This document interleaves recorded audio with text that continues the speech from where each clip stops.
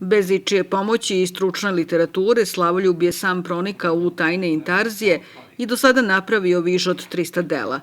Osim strpljenja i preciznosti, potreban je talenat da se sitni delovi furnira uklope u sliku koju je zamislio. Kaže nam da od furnira, stabla, divlje trešnje i breskve nastaju najlepše kompozicije, ali da on uglavnom koristi hrast, bukvu ili mahagoniju.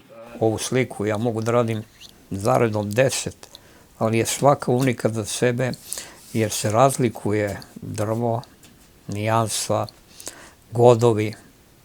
Inače, furnir kao furnir postoji rezani koji je kvalitetniji i od plemenitog materijala. To je orah, mahagoni, breza i normalno bukovina koja se dobije nekim drugim načinom ljuštenja.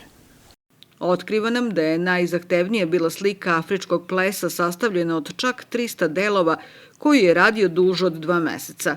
Ponosan je na serijal inspirisan delima Mome Kapora, a posebno na portrete najboljih fudbalera sveta. Više od 2 godine sam radio. I tako jedno, pa nađeš materijal, pa ne možeš da nađeš, pa pogodiš.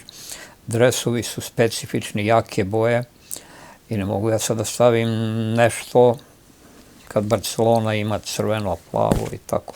Do sada je učestvovao na više umetničkih kolonija i izložbi, a osim u okruženju, slike prodaje u Italiji, Kanadi i Rusiji. Svoja dela darivao je Kusturici, Đokoviću i Čaviću.